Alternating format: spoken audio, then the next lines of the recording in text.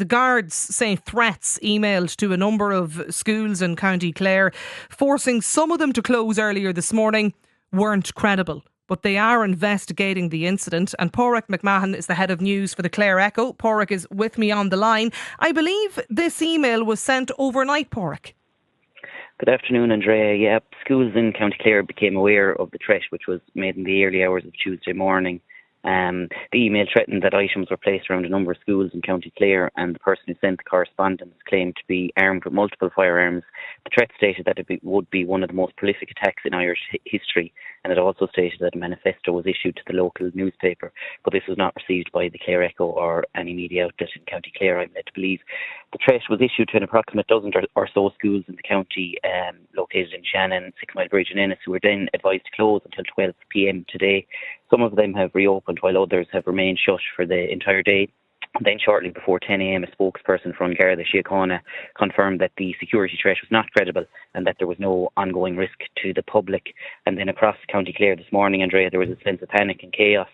Shortly after 8 a.m, when content of the threat began circulating online, parents were pulling children from schools in other parts of the county where there was no threat in place, while there were significant traffic delays caused with congestion affecting those using public transport and attempting to go to work, because people had arrived in school and then found out that their children were being sent home. So I'm also been told that students in some of the schools actually left in tears, but that such was the level of panic and hysteria that was being caused as a result. I can well believe it. I was talking to a couple of people I know in Clare earlier this morning, sent me on screenshots of this email that was sent with the alleged threats that you mentioned, and I've no doubt this has caused Padraig well, more than a sense of concern, but a level of probably panic in parts of the county this morning.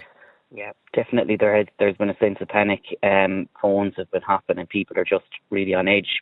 Primarily a fear of the unknown, because it's something, such threats are very rare in their nature, and schools wouldn't really be prepared for them. There were some staff that were actually in school, and then they were advised that an email had been issued, so staff were getting ready for their day of work, only to find out that they actually had to leave the building for their safety as well, which would have caused a sense of fear for them, but also their families as well. There's so many children and connected to all the different schools, and also the staff, so all their families, extended friends and whatnot were put on edge as a result of it. But since Gardaí came out around 10 a.m. with that there was no ongoing risk to the public and that the security threat wasn't credible, that sense of fear and concern has completely died down, and things are going back to normal. Yeah, stay with me, Padraig. We've Trudy with us on the line today. Trudy, I believe your children were in some of the schools affected. Hi, Andrea. Indeed, how are you? Were. I'm recovering. I have to remind myself that it's not part of the detective series I watched last night, but it's reality, because who thought something like this would happen, in our own backyard? My little boy especially was upset because, the miscommunication can go around. He's only 8. And he heard in his class that bombs had gone off in Shannon. So it was probably half an hour, 45 minutes before I got him home and talked to him, that he told me that he thought that it was Russia or Israel or something had bombed Shannon. God. And his school is in the market on Fergus, which is very close to Shannon Airport, 5-6 minutes away. So this is the kind of rumour that was going around and circulating. He said he's 8, Trudy, is he? He's 8, so whoever mentioned it must have just just heard it wrong, but it didn't stop. His stomach was in bits. He's okay now. I explained that it's actually an opportunity for schools to plan for the future and just in case anything happened, but I had to play it down an awful lot. But and it is ironic, Andrea, that today is Internet Safety Day, and they come out of school with a little badge around their arms with Internet Safety Day, and this all came from the online world out to the real world today. So that's what's very worrying, and I would be advocating and asking the government after this, and especially what's happening on higher international levels today, to follow the lead of Australia and to ban social media platforms for children under 16. Children's brains aren't fully developed until they're 21. So if they're having on a phone and looking and being influenced and groomed and everything at such a young age, what are they going to be like in their 20s when they're formed, You think we need a stricter sort of an approach, irrespective of today's incident, Trudy, just in general towards children and online safety? Yeah, there is a great, formidable Clare woman called Dr. Maureen Griffin. She's a forensic psychologist and she has worked with online offenders. And she has a training company now called MGMS Training. And she has this project. It's a pilot project at the moment. There are some schools involved and it's called the Agree to Agree project. Now, my children's school, we signed up to that. And it's an agree to agree. The parents agree with the teachers to, push back on social media use and online use for national schools. So when did you hear about this, Trudy, first this morning? You'd obviously dropped your wee lad off at school before you got wind. Yeah, my little girl was very confused, but she didn't hear any misinformation. She was just confused. So my children live in Newmarket, as I said, and they work in Newmarket. They go to school, in Newmarket, and I live in Ennis. So by the time I got back to Ennis and parked up, I could see the school WhatsApp group, and I could see, the email and the confusion and what was kicking off. And I was actually near the police station, the Garda station. I went in there and just to see if they were aware of it, and they said, yeah, it's being investigated. So at that stage I relaxed a little bit, but I still then I found out the school was closing, so to go back down to. So you went over to the school and you collected the kids and took them home, and your wee lad was obviously upset from rumours and speculation that he'd heard. The traffic in Ennis was absolute mayhem with it, because a lot of the schools are near each other and the town centre is small. And the traffic was unbelievable. So it was a long time before I got back to Newmarket. But luckily, my kid's dad was able to pick them up. He works nearby, so they were safe.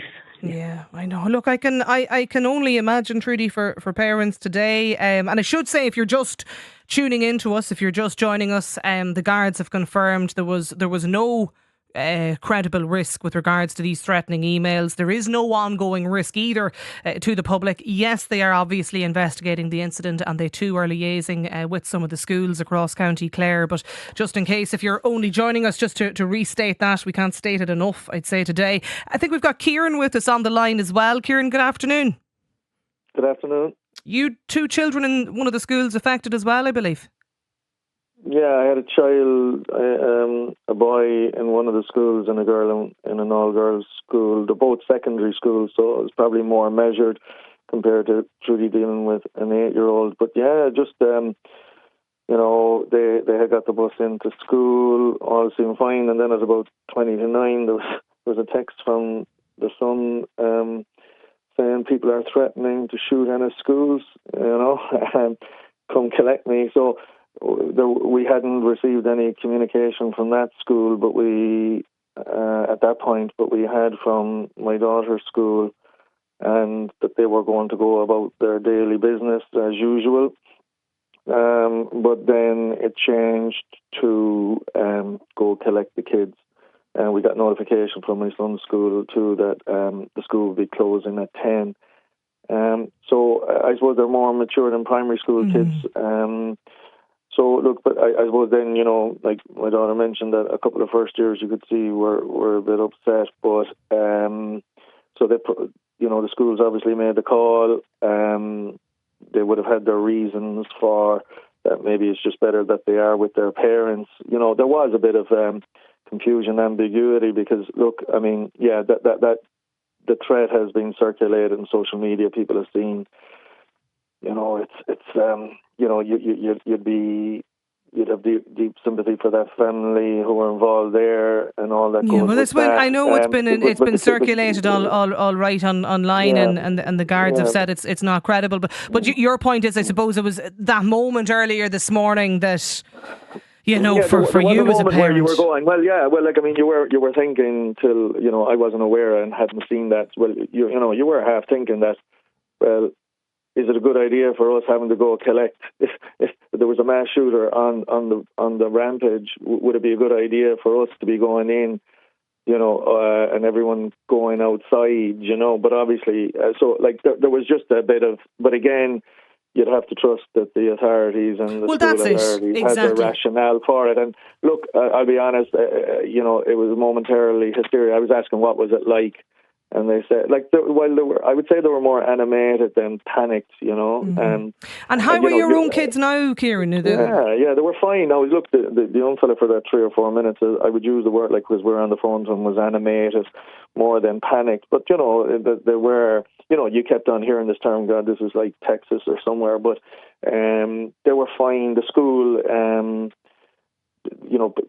they were saying that they were being picked up, and then that became the policy at my daughter's school. So look, it's all fine. There is a bit of you thinking, God, it was probably an overreaction. But if that's what the school, and just hearing Trudy talk about 8-year-olds, the best people they are with their parents, and that it was safe to collect them, then maybe it's fine. It's just a school day lost. Well, just I suppose it's important to let I've no doubt that the guards and the schools have a policy in place, or plans in place for potential alleged threats like this that might happen. Clare TD Cathal Crowe is with me on the line today as well.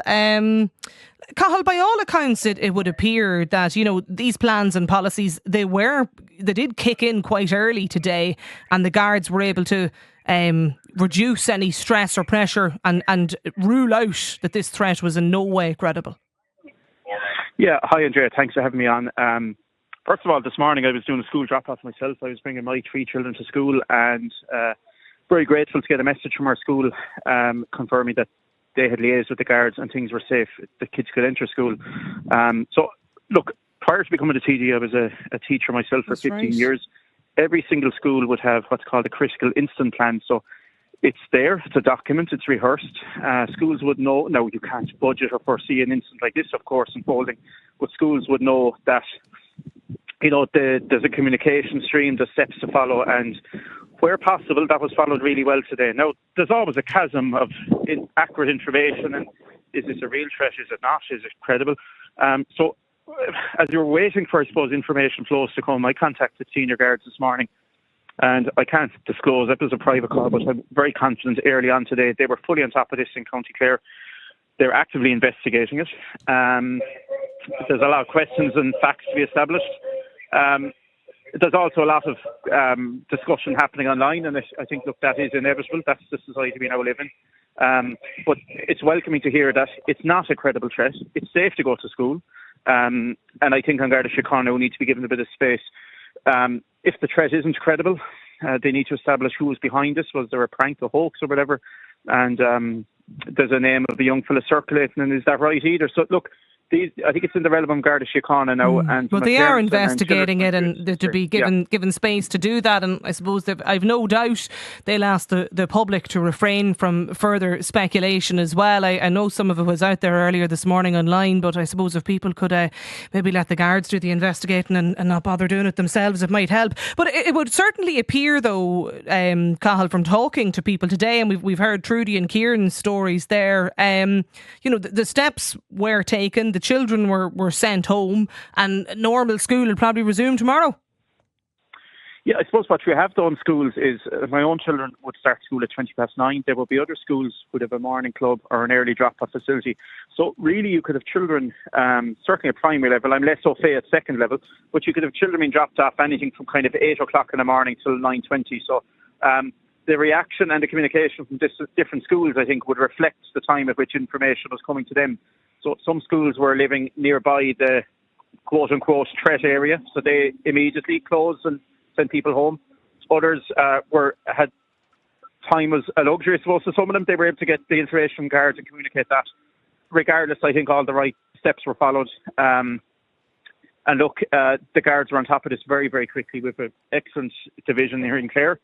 And I'm very confident they're going to get to the bottom of this, because it doesn't all seem to be what it was appearing to be early this morning.